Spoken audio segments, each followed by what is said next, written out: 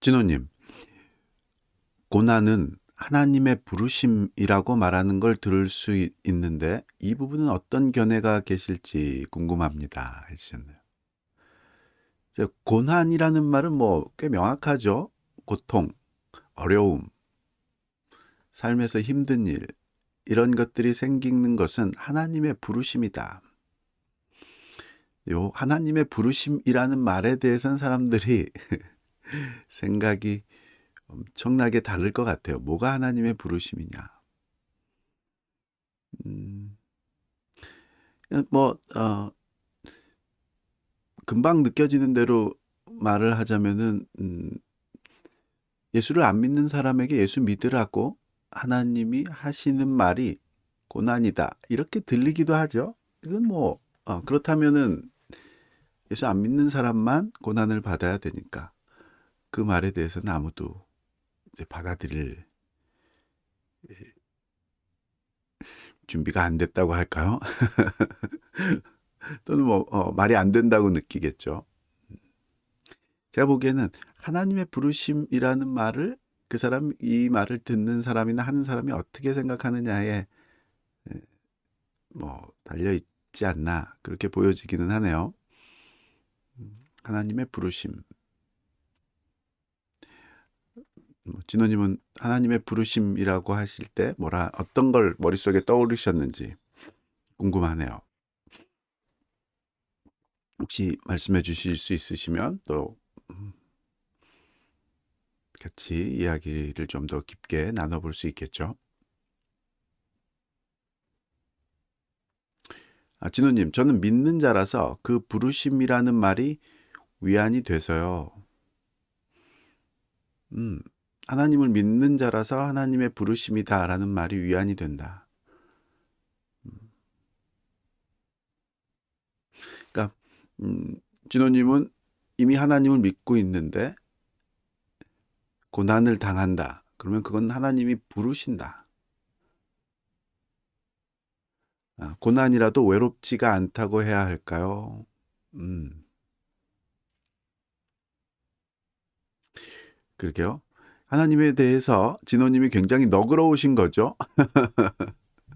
내가 이미 하나님을 막 믿고 있는데 하나님이 나한테 고난을 주는 건 나를 부르시는 거다. 마치 엄마가 아이를 부르듯이 그런 느낌일까요? 내가 하나님을 안 쳐다보고 있으니까 하나님이 진호야 라고 부르기 위해서 고통을 나한테 주는 거다. 네, 개념이 부족한 것 같아서 궁금했습니다. 네. 이런 부분은 이제 그만큼 좋은 뜻으로 어, 생각을 한다면 그만큼 진호님이 이 하나님을 음, 아주 중요하게 생각하고 계시는 거죠. 그러니까 내가 당하고 있는 고통, 어려움보다 하나님이 훨씬 더 중요하다. 내가 고통 당하고 있는 이 고통을 이 없어지는 그 바램보다 하나님을과 함께 있다라는 그 감각이 훨씬 더 중요하다는 생각을 갖고 계시기 때문에 이런 생각이 가능하다고 봐요. 고난이 있더라도 외롭지 않은 것, 하나님과 함께 하고 있는 것이 훨씬 더 중요하다는 생각이 드는 게요. 근데 이제 일반적으로는 그렇지 않으니까. 사실 일반적으로 사람들이 가장 원하는 게 고통이 없기를, 두 번째, 행복해지기를, 뭐 즐거워지기를, 뭐 그렇게 원하게 되죠. 일반적으로 사람들이 이제 그런 거를 해주는 조력자로서 신이 있으면 좋겠다. 뭐 이렇게 생각하기도 하고요. 일반적으로 그렇기 때문에 이 말은 잘 받아들여지기 어려운 상황이라고 봐요. 어떤 면에서 이렇게 말할 수 있다는 것 자체가 내가 어떤 음, 정도를 넘은 진짜 기독교인이다라고 말할 수 있는 요인이 될 수는 있겠죠. 내 믿음이 진짜다. 내가 지금 겪고 있는 고통이 없어지는 것보다 하나님과 함께 있다라는 그 감각이 훨씬 더 중요하다. 이렇게 생각할 수 있는 거는 진호님이 갖고 있는 신앙에 대한 진정성을 보여주는 거라고는 봐요. 근데 그 진정성을 사람들이 쉽게 가질 수 있느냐, 또는 그 진정성을 말로 설명해 낼 수 있느냐는 조금 다른 문제이겠죠. 진호님, 솔직히 개인적으로는 70%는 인과율적인 고통이 많았습니다. 원인을 알 수 있는 결과적인 고통이요. 이 부분, 그래서 나보다 더 억울한 이유나 근원을 알 수 없는 고통을 겪고 있을 다른 사람들을 보면 오히려 나는 그나마 다행이구나 싶기도 해서요. 예, 그럴 수 있겠죠. 예. 그러니까 어느 정도 내 삶에서 겪게 되는 고통, 어려움 이런 것들이 사실 내가 초래한 거지 이렇게 생각해 보면 그 고통의 이유를 뭐 나로부터 찾는다든지 아니면 꼭 내가 아니더라도 그 고통의 이유가 분명해 보이면 그 고통 자체를 내가 겪고 있는 것을 굉장히 이상하게 억울하게 이렇게 생각하지 않게 되는 뭐 그런 모습이시겠죠. 네, 하나님을 개입해서 생각을 하면서 하나님이 계시면 왜 이런 내가 조금 실수를 했더라도 내가 잘못했더라도 또는 내가 모르고서 겪는 이런 상황이라도 하나님이 전능하면서도 나를 사랑한다는데 나를 사랑하는 하나님이 정말 전능하다는데 거기서 왜 나를 건져주지 않지? 뭐 이런 생각을 한다는 것 자체가 이해는 가니까요. 보통 이제 기독교인들한테 이 고통의 문제를 또 고난의 문제를 제기하고 물어보시는 분들은 이제 진호님 같은 생각을 갖고 계시면 크게 이 문제를 갖고서 이제 기독교 신앙과 뭐 문제가 생긴다 이렇게 보지는 않으시겠죠. 근데 이제 일반적으로는 하나님이 나를 사랑하고 그 하나님이 전능하다며 그렇다면 이 정도 고통, 내가 실수를 했던, 내가 잘못을 했던, 내가 문제가 있든 간에 하나님이 나를 사랑하니까 거기서 나를 충분히 건져줄 수 있는 거 아니야? 이렇게 생각하는 분들에게 하나님이 너한테 고통을 허락하시는 거는 너를 부르고 계시는 거야. 이 말이 도움이 전혀 되지는 않겠죠. 이제 그 부분이 어려운 부분인 거죠. 그러니까 고난은 하나님의 부르심이다라는 말이 어떤 사람들에게는 도움이 된다고 볼 수도 있겠고 어떤 사람들에게는 전혀 말도 안 되는 말처럼 느껴질 수 있다.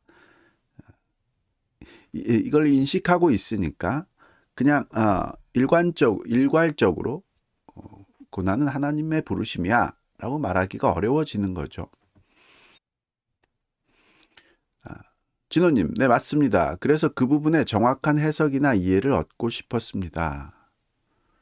예. 일단은 왜 고통이 존재한다는 것에 대해서 이제 고통이 존재하면 전능하신 사랑의 하나님은 존재할 수 없다.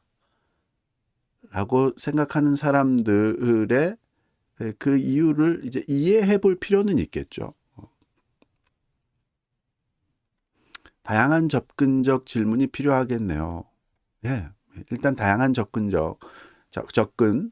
다양한 사람들의 그런 접근들을 우리가 이해해 보려고 하는 그런 노력이 필요할 테고요. 적어도 다른 사람들을 이해하기 위해서는요.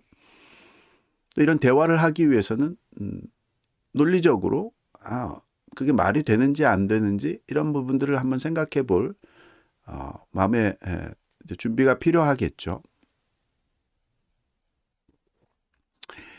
진호님, 또 다른 문제는 오히려 나머지 30% 고통은 신비적인 것도 있지만 내 욕심으로 인해서 욕심을 충족시키지 못한 데서 오는 쉽게 말해 자족하지 못해서 오는 고통도 고통이라 말할 수 있을까요? 예, 그럴 수 있겠죠. 예. 뭐 솔직하게 이 부분은 불교에서는 모든 고통이 여기에서 오는 거다라고 이야기를 하죠. 그래서 자기가 완전히 그 고통에서 해방될 수 있는 길이 있다. 모든 것을 초월하면 된다.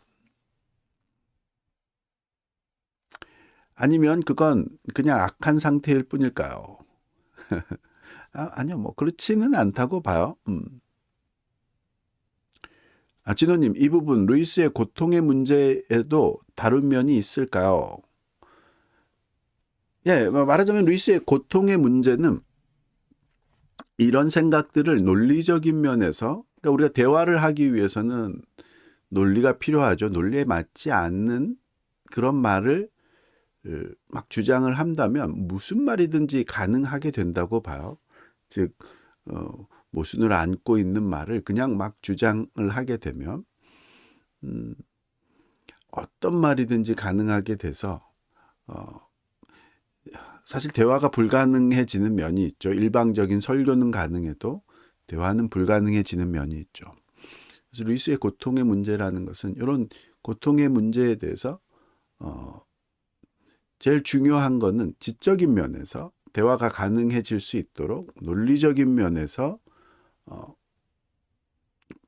사랑의 전능하신 사랑의 하나님이 계시면 고통이라는 건 존재할 수 없는 거 아니냐라는 문제 제기를 하는 사람들에게 나름의 논리적인 그런 해법이라고 하나요? 논리적인 그 문제에 대한 답을 주려고 노력을 하는 그런 면인 거죠. 고통의 문제라는 게 어려운 이유가 뭐냐면 논리적으로 너무 명확해 보이기 때문에 그런 거죠. 즉 고통이 전능하신 사랑의 하나님이 계시면 고통이란 존재할 수 없다라는 말이 적어도 논리적으로는 너무 명확해 보이는 그 문제가 고통의 문제에 대해서 말로 대답하기가 굉장히 어려워지는 거죠. 진호님처럼 경험적으로 또는 자기의 주관적인 감각으로는 얼마든지 대답할 수 있죠. 나는 이렇게 생각해. 나는 이렇게 느껴. 내 입장에서는 나는 이렇게까지 볼 수 있어. 이런 주관적인 자기의 판단이라든지 자기의 느낌은 얼마든지 이야기할 수 있죠. 그런데 그 말이 논리적이냐 아니냐, 즉 상대도 받아들일 만한, 상대도 그냥 마치 이 수학 공식을 설명해 주듯이 설명을 듣고 나면 어느 정도는 끄덕끄덕하게 될 만한 그런 말이 되겠느냐, 그런 경우는 거의 없는 그런 상황인 거죠. 말하자면은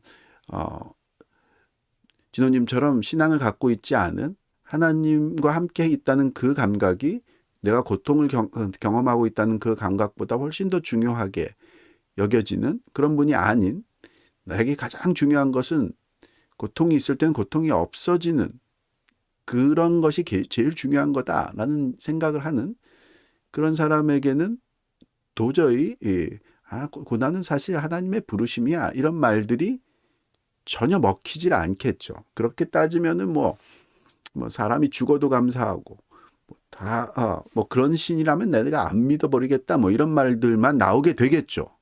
말하자면요. 그래서 이제 C.S. 루이스라는 사람이 나름대로 이 문제가 어려운 게 그런 거예요. 일단 사랑의 하나님을 믿는 사람들에게는 이것이 논리적으로 명확해 보인다는 말 자체를 들으려고 하지 않고, 하나님을 안 믿는 사람들에게는 너무 논리적으로 명확해 보이니까. 그래서 이런 말들의 논리적인 그런 상황들을 C.S. 루이스가 먼저 잘 설명을 해주고, 그랬을 때 기독교인들은 어떤 식으로 접근해 갈 수 있을까를 하나하나 풀어가 보는 거죠. 진호님, 네, 맞습니다. 주관적이라 편의성이 있지만 그렇죠. 주관적으로는 모든 말을 할 수 있으니까요.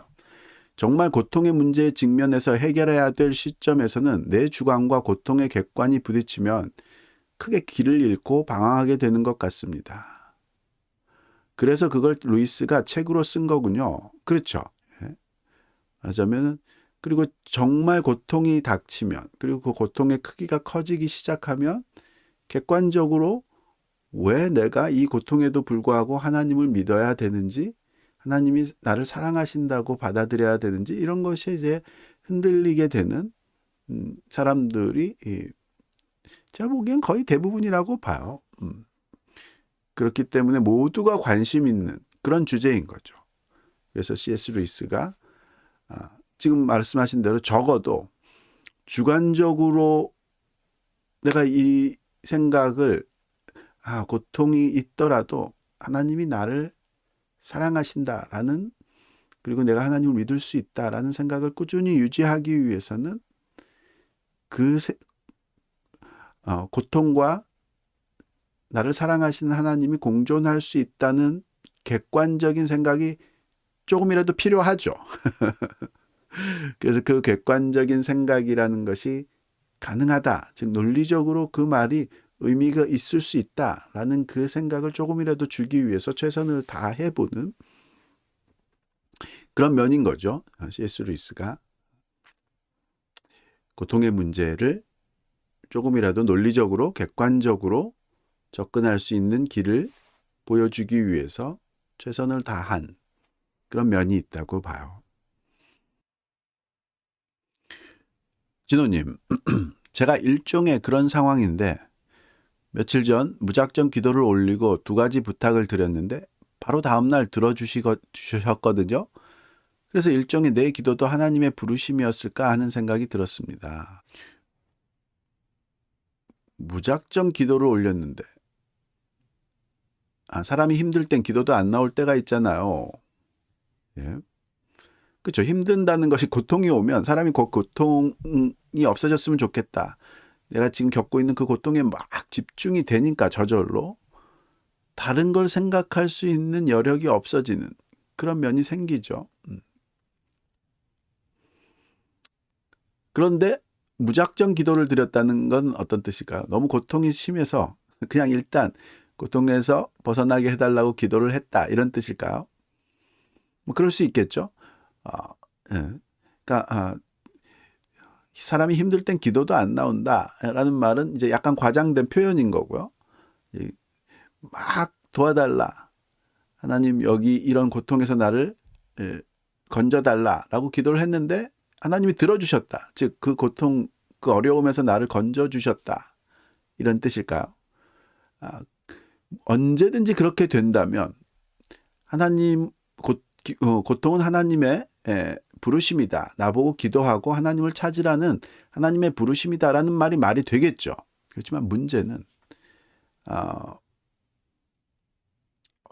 그 정말 고통 가운데 있고 이건 너무 힘들다, 그래서 기도도 하기 힘든 그런 상황에서도 내가 용기를 내고 믿음을 내서 기도를 했는데도 하나님이 그 고통에서 나를 건져주시지 않을 때가 있죠. 그 때가 어쩌다 있는 거가 아니라 굉장히 많죠. 또 결국은 인간 모두가 그런 과정을 지나야 되죠. 그게 모든 사람은 죽는다라는 거죠. 죽음이라는 고통에서 하나님이 안 건져주시는 것 같잖아요. 적어도 이론적으로만 보면요, 너가 그 죽음을 통과해야 된다 라고 말씀하시는 것 같잖아요. 즉 고통의 문제라는 거는 지금 진호님처럼 기도하면 하나님이 거기서 해결해 주시는 경험을 하게 되면 문제가 안 생기죠. 고통의 문제라는 것이 없어지죠. 고통이라는 건 하나님이 나를 부르시는 거구나, 기도하면 해결되는 거구나 라고 깨끗이 해결이 되는 거지, 그때는 아무도 여기에 문제가 있다라고 느끼지 않겠죠. 문제는 정말 고통이 있고, 그래서 하나님을 내가 사랑하고 믿고 하나님이 전능하신다는 것을 내가 믿고 알고 있기 때문에 그 하나님께 기도를 했는데도 불구하고 전혀 나아지는 것이 아니라 심지어는 더 악화되고 그 고통이 심해질 때가 있는 거죠. 그런데도 기독교인은 어떻게 그 하나님을 믿을 수 있지? 이 말인 거죠. 이게 고통의 문제의 핵심인 거죠. 예, 맞아요. 고통이 왔을 때 하나님을 믿는 사람이 하나님 앞에 기도를 했더니 그러면 해결이 된다. 그러면 얼마든지 고통이라는 건 하나님의 부르심이야 하는 말이 깔끔하게 답이 될 수 있는 거죠. 진호님, 근데 해결이라기보다 어두운 하늘에 한 줄기 빛 같은 느낌? 용기를 주시는 듯한 느낌? 그런 걸 받았습니다. 이 부분도 일종의 해결인 거죠. 완전한 고통이라는 그 감각으로부터는, 또는 어려움이라는 그 상황으로부터 완전히 건져진 건 아니지만 적어도 그걸 내가 이겨갈 수 있는 용기를 하나님이 실제로 주신 것 같다. 이런 뜻인 거겠죠. 네. 근데 이제 뭐라고 할까? 이 부분도 기도만 하면 누구나 다 그렇게 되느냐? 여기에 또 문제가 있는 거죠. 결국은. 진호님, 근데 이것도 제 주관이라, 그렇죠? 분명 응답은 맞는데, 주관적 응답이라고 하겠죠, 사람들이요. 하나님이 저를 통해 주신 건지는 도저히 모르겠어요. 고난에 대해 질문 시작하게 되었습니다. 모르겠어서. 그래서 그 주관적인 느낌이 하나님이 나한테 객관적으로 주신 거냐 아니냐, 그 부분이 해결이 안 된다. 그렇죠? 저를 통해 주셨다고 해도 이렇게 느껴져서 판단한 게 맞는지도 모르고요. 그렇죠. 이건 아무도 모른다고 봐요. 그 주관적인 느낌이 하나님이 실제로 객관적으로 주셔서 내가 갖게 된 느낌인지 아닌지 진호님만이 아실 수 있죠, 사실은요. 그러니까 진호님도 알기 어렵다라고 하시기 때문에 이건 아무도 진호님보다 더 잘 알 수 있는 사람은 이 세상에 없죠. 내 이 주관적인 느낌이 내 스스로 만들어낸 것이 아니라 하나님으로부터 온 것일까? 이 부분을 알 수 있는, 구별할 수 있는 그런 유일한 사람은 어쩌면 진호님밖에 없고, 근데 그건 나도 잘 모르겠는데? 라는 말이 가능해요. 맞아요.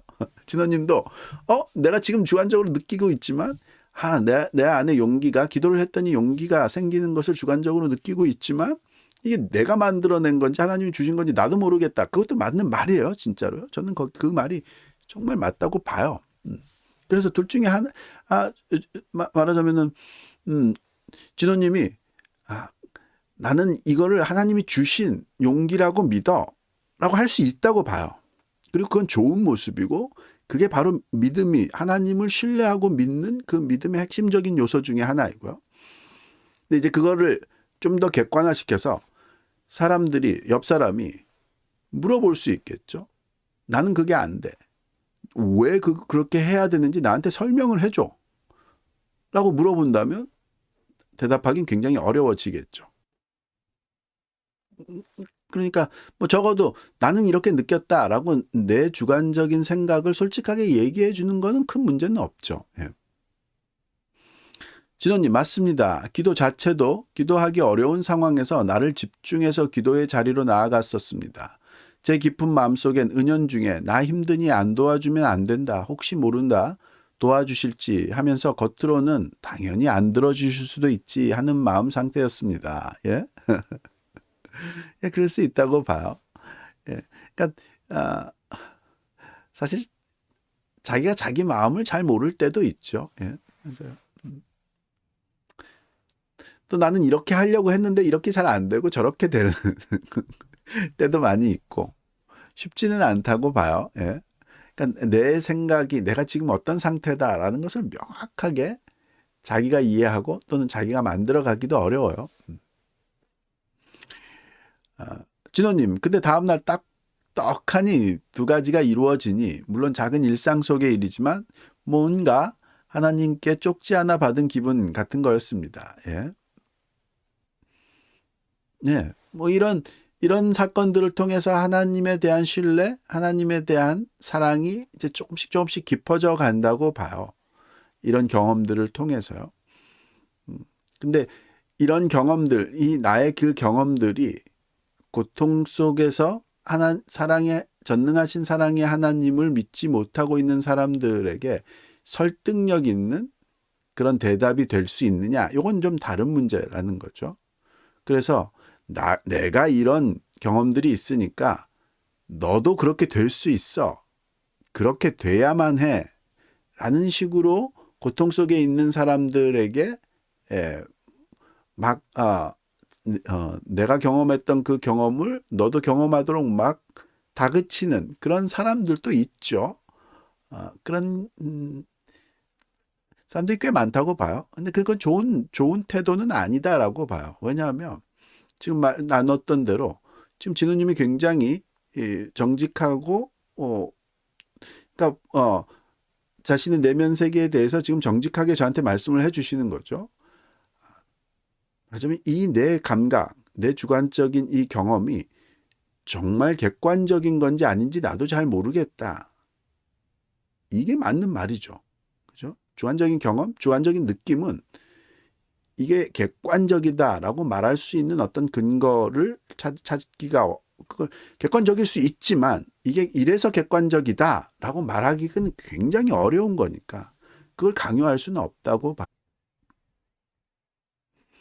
그래서 고통의 문제를 해결함에 있어서 내가 해결하고 내가 해결이 됐던 것을 경험했던 방식을 다른 사람한테 강요할 수는 없죠. 그 주관적인 경험적 방식을 다른 사람한테 강요할 수는 없다.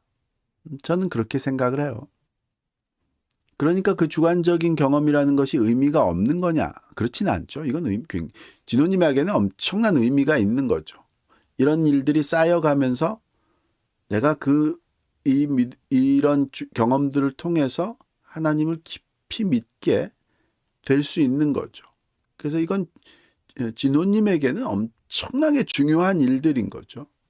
이런 기억들을 잊지 않으시는 게 중요하죠. 그게 살면서 겪게 되는 또 더 큰 어려움들이 있을 수 있겠고 더 큰 힘든 상황들이 있을 텐데 그때마다 그런 어려움 속에서 하나님을 끝까지 믿는, 하나님을 끝까지 신뢰하는 그런 힘을 진호님에게 가져다 줄 테니까요. 그러니까 주관적으로는 진호님에게는 이런 경험들은 정말 중요한 경험이다. 그렇지만 객관적으로 내가 이랬으니까 너도 이럴 거야. 그러니까 이렇게 하기만 하면 돼. 라고 말할 수는 없는. 즉 고통의 문제에 대한 객관적인 설명이 될 수는 없다. 여기가 이제 지금 제가 진호님에게 드리고 싶은 핵심적인 포인트이죠. 그래서 고통이란 하나님의 부르심이야. 이렇게 설명을 할 수는 없는 그런 요소가 있다. 교회에서 내가 고통은 나에게는 하나님의 부르심이었습니다. 라고 내 주관적인 경험을 사람들한테 간증할 수는 있어도 고통을 겪고 있는 사람에게 내가 경험해봤더니 고통은 하나님의 부르심이었어. 너한테도 마찬가지야. 이렇게 말할 수는 없는 그런 상황이다. 이게 전달이 됐나요? 지금 제가 쉬운 말을 자꾸 반복하는 건지 아니면 진호님, 고통의 문제는 주관과 객관의 조화가 특히 중요한 부분일까요? 고난도 논리적으로 접근하면 좀 도움이 될까 했었거든요. 전달은 잘 됐다. 예, 다행이네요. 그러니까 이 부분은 주관과 객관의 조화가 특히 중요한 부분이냐? 이렇게 말씀드리기는 어렵고요. 모든 것이 다 주관과 객관의 조화가 중요하다고 저는 보는 사람인데 요런 부분은 주관과 객관의 조화 이런 부분들은 굉장히 철학적인 용어여서 어렵긴 하죠. 사람들이 어떤 사람마다 이런 게 원리적으로 불가능하다 이렇게 생각하는 사람들도 있고 그래서 이건 너무 이렇게 접근하시기보다는 고통의 문제라는 것을 주관적으로 지금 내가 겪고 있는 이 고통의 문제에 대해서 주관적인 해법을 주관적인 나름대로의 접근법을 갖고 있는 것을 그것을 다른 사람에게 이게 객관적이야 라고 강요하지는 않겠다. 이런 부분은 굉장히 중요하다고 봐요. 그러니까 내 지금 생각이, 내가 갖고 있는 이 생각이 주관적인 생각인지 객관적인 생각인지를 구별하는 것은 굉장히 중요하다. 그래서 적어도 진호님이 주관적으로는 어떤 고통을 당할 때, 신앙인으로서 고통을 당할 때 내가 그 고통을 해결할 수 있는 길을 갖고 계신 거죠. 나는 고통을 당할 때마다, 어려움이 생길 때마다 이것이 하나님이 나를 부르시는 모습, 내가 하나님을 더 가까이, 하나님을 더 친밀히 느낄 수 있도록 하나님이 나를 부르시는 모습으로, 그런 것으로, 그런 일로 내가 해석하겠다라는 주관적인 해법을 갖고 계셔서 이건 굉장히 좋다고 봐요. 제가 부탁드리고 싶은 것은 그런 주관적인 해석이 모든 사람들에게 다 적용시킬 수 있는 객관적인 해법은 아니다. 지금 모든 사람들이 그 말을 들으면 다 동의가 되고 끄떡끄떡하게 될 수밖에 없는 그런 객관적인 그런 설명은 아니다. 이걸 이제 인정하는 것이 중요한 거죠. 그래서 객관적인 설명도 나는 해보고 싶다라는 생각이 드신다면 이제 C.S. 루이스의 고통의 문제 이런 책들을 한번 잘 이해해 보시면 사람들과 이런 부분들에 대해서 주관적인 접근이 아니라 서로 공유되는 일종의 객관적인 그런 접근을, 그런 대화를 해볼 수 있는 그런 여지가 생길 수 있지 않나, 그런 힘이 생길 수 있지 않나, 그렇게 보여지네요. 근데 이 고통의 문제를 객관적으로 접근한다는 것이, 또 거기서 뭔가를 해법을 찾아낸다는 것이 정말 어려운 일이기 때문에 그냥 내가 조금만 생각해 보면은 금방 돼, 이렇게 해서는 안 된다. 저는 그렇게 봐요. 근데 굉장히 많은 사람들이, 그리스도인들이 객관적으로도 쉽지 뭐 이렇게 생각하는 사람들이 있는 거죠. 그렇지는 않다. 객관적인 면에서 봤을 때, 즉 논리적이라는 것이, 논리라는 것은 객관적인 거니까요. A라는 사람에게와 B라는 사람에게 똑같은 논리가 적용이 되죠. 그러니까 그런 걸 이제 객관적이다라고 한다면, 논리적으로는 결코 설명을 못 해낼 것 같은 그런 느낌, 그런 상황이 더 분명한 거죠. 말하자면 하나님이 나를 사랑하고 그 하나님이 전능하다면 나는 고통을 안 당할 것 같지 않아요?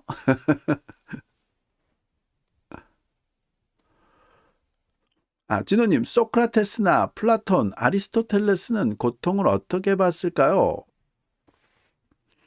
고통이라는 것을 어떻게 봤느냐? 일반적으로 고대나 지금도 마찬가지고요. 좀 더 지혜롭고 철학적인 사람들에게는 고통이라는 것은 인간을 성숙하게 하는 면이 있다, 이렇게 보지요, 보통. 진호님, 이 썩을까봐 부모님이 사탕 안 주면 아이에게는 고통이라. 저는 이런 개념으로 보는 경향이 많았습니다. 하나님이 주시는 고난이요. 네, 그러니까 이런 하나님이 주시는 고난이라는 것이, 내가 원하는 것을 못 얻을 때, 나는 사탕을 원하는데, 즉 내가 원하는 것을 못 얻는 결핍의 고통도 고통이긴 하죠. 근데 그런 것을 이렇게 말하면 이제 결핍의 고통만 해당하게 되고 결핍이 아닌 고통들이 있으니까, 말하자면 갑자기 산불이 나서 가지고 있던 걸, 모든 걸 잃어버린다든지, 교통사고로 자신이 다친다든지 죽는다든지, 사랑하는 가족을 잃는다든지, 이런 것들은 금방 생각해봐도 이게 사탕을 안 주는 거야? 이렇게 돼버리니까요. 수준 차이에서 나오는 고통, 정도요 해주셨는데, 그러니까 내가 이런 수준에 도달하고 싶은데 아직 그 수준에 도달하지 못했다. 거기서 오는 고통, 뭐 그런 이런 어떤 결핍의 고통들, 하나님의 수준과 인간의 수준. 그러니까 하나님이 우리와 다른 수준에 있어서 우리가 경험하는 고통은 하나님의 수준으로 봤을 땐 사실은 사랑이다. 이 말을 할 수 있죠. 할 수는 있는데 하나님의 수준은 정말 높은 수준이어서 우리 입장에서는 하나님의 수준을 다 이해할 수 없기 때문에 우리가 느끼고 있는 이 고통, 사실은 하나님 입장에선 사랑이야 라는 말이 되는 것처럼 보이고, 그 말을 설명하기 위한 예로 사실 하나님이 우리에게 사탕을 안 주는 거는 좀 우리가 원하는 것을 채워주시지 않는 이유는 그걸 가지면 우리가 사실은 고통을 언젠가는 큰 고통을 겪기 때문이야. 아이에게 사탕을 부모가 막 주면 결국은 그 사탕 때문에 사탕의 달콤함보다는 이가 썩어서 받는 고통 속에 빠질 수 있지 않나? 그건 하나님이, 그거를 우리가 모르는, 우리는 어린아이 같아서 모르지만 하나님은 부모님 같아서 알기 때문에 그런 거야 라고 설명할 수 있죠. 근데 우리가 겪는 고통이 그렇게 설명되는 고통만 있느냐? 그렇진 않으니까요. 하나님의 큰 뜻을 몰라서요. 특히 미래도 못 보니까요. 예? 그러니까 이 부분은 어느 정도 설명이 됐는데, 즉 어떤 사람이 열심히 공부해서 서울대학을 가고 싶어서 어떤 사람보다도 열심히 공부해서 2시간만 자고 공부를 했다. 그랬는데 1점 차이로 서울대를 못 갔다. 그러면 이런 말이 가능할 수 있겠죠. 그런 고통이라면. 그런데 아까 제가 말씀드렸듯이, 그러니까 너무 서울대를 꼭 가고 싶어서 정말 열심히 공부했던 학생이 그걸 못 가고 나서 괴로워할 때, 고통스러워할 때 이런 말로는 설명이 될 수 있다고 봐요. 그런데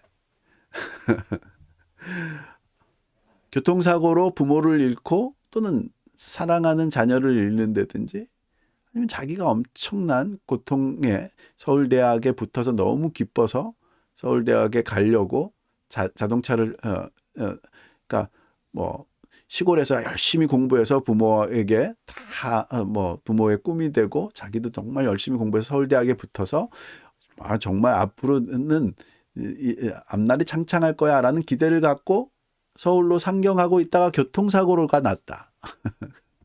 그런 사람에게 이런 식으로 설명을 한다면은 안 받아들이겠죠. 진호님, 네, 물론 이 한 가지 고통을 다 생각하진 않지만 이렇게 이해한 부분이 아주 큽니다. 그래서 하나님을 원망을 안 했어요. 그러니까 요렇게만 이해를 한다면 어느 선까지는 하나님을 원망 안 할 수 있겠지만, 이게 설명이다라고 생각을 하고 나면 어느 순간부터는 하나님을 원망하게 되는 일이 생기죠. 근데 교통사고 나서 천국 갔다 하면요, 뭐 그렇게까지 받아들여서 사실 교통사고 나서 천국 간 거여서 더 좋은 거야 라고 할 수 있으면 그러게요. 그렇게 할 수 있는 사람들이 있으면 또 다르긴 하겠죠. 예? 그 사람에게는 그런 죽음까지도 나는 하나님이 나를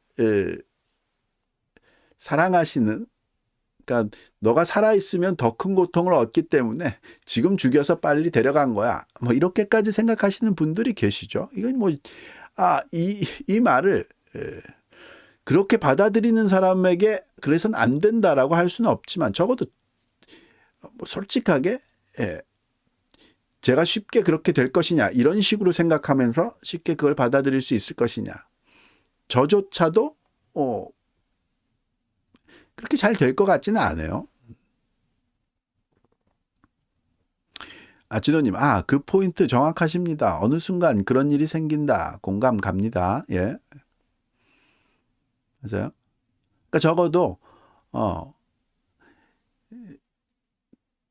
우리가 겪는 고난은, 고통은 하나님이 그러니까 부모가 자녀에게 사탕을 안 주는, 이가 썩을 수 있으니까 사탕을 안 주는 그런 상황하고 같아. 이렇게 대답하는 것이 좋은 대답이 될 수 없다는 것은 금방 알게 되죠. 어느 선까지는 대답처럼 느껴지지만 어떤 선을 지나고 나면 도저히 대답이라고 느껴지지 않는 그런 상황이 되죠. 진호님, 그건 생각 못했습니다. 비슷한 경우는 많았는데 원망을 다른 방법으로 표현한 것 같습니다. 기도의 자리를 피하거나 하나님의 말씀을 듣는 시간을 피하게 되는 걸로 했던 것 같아요. 그냥. 예. 네, 말하자면은 그런 식의 방법으로 모든 게 하나님이 나한테 지금 내가 원하는 걸 얻었으면, 내가 기뻐하는 걸 기뻐하고 있으면 나중에 더 큰 고통을 느낄 수 있기 때문에 하나님이 이 원하는 거, 지금 기뻐하는 걸 뺏어 가신 거야. 안 주신 거야. 이렇게 해결되기가 어렵다. 적어도 저한테는 어렵다. 네. 그래서 이거를 고통의 문제에 대한 답이다라고 말할 수는 없다. 좋아요 눌러주셨고요. 진호님, 어찌 보면 성경 중 고난 중에 고난 크게 당하신 분이 예수님 같은데 예수님은 고난이나 고통을 어떻게 말씀하셨을까요?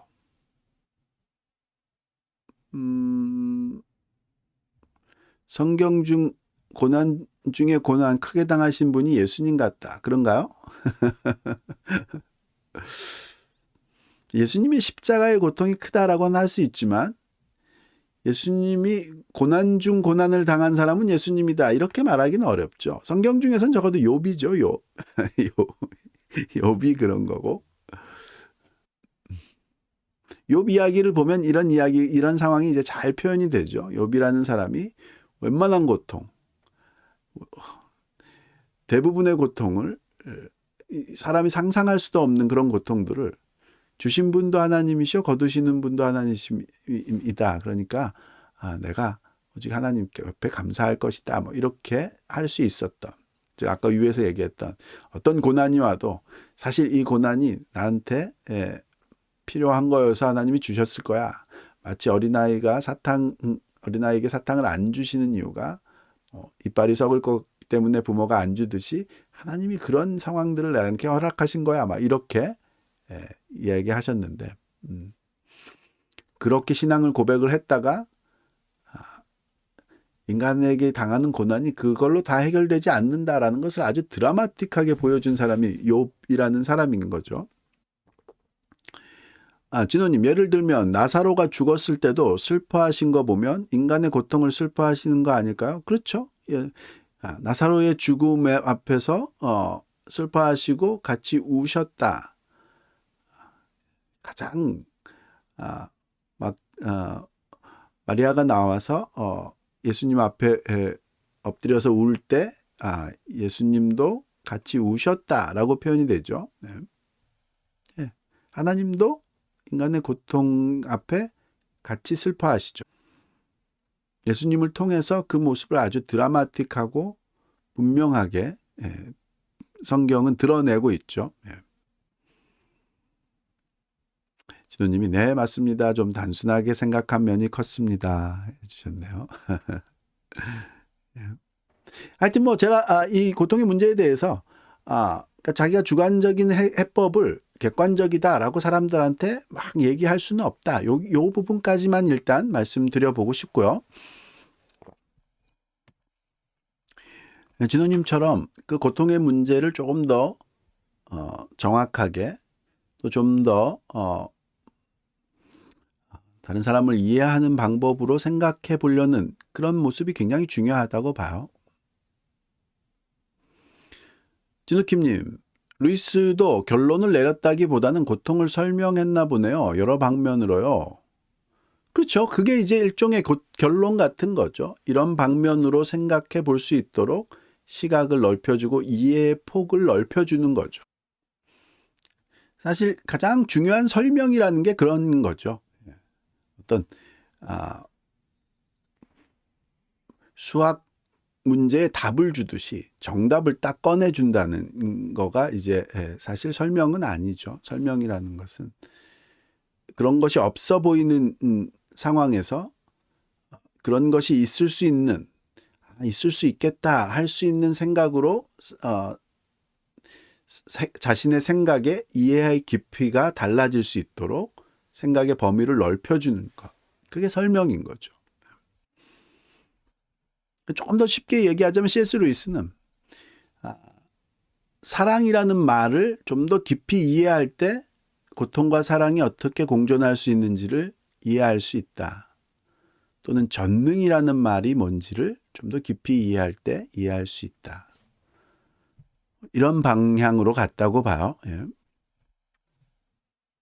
그러니까 사랑이라는 것을 그냥 잘해주는 것, 고통을 없애주는 것을 사랑이라고 보통 생각하는데 그렇지 않고 또 전능이라는 것을 하고 싶은 걸 다 할 수 있는 것, 뭐 이렇게 생각하는데 그렇지 않다. 뭐 전능함이라는 것과 사랑이라는 것이 의 진정한 의미가 뭘까? 이거를 이제 우리가 그걸 볼 수 있는 눈이 넓어지기 시작하면 이런 고통의 문제가 어떤 식으로 해결될 수 있을지 그 가능성을 보게 된다.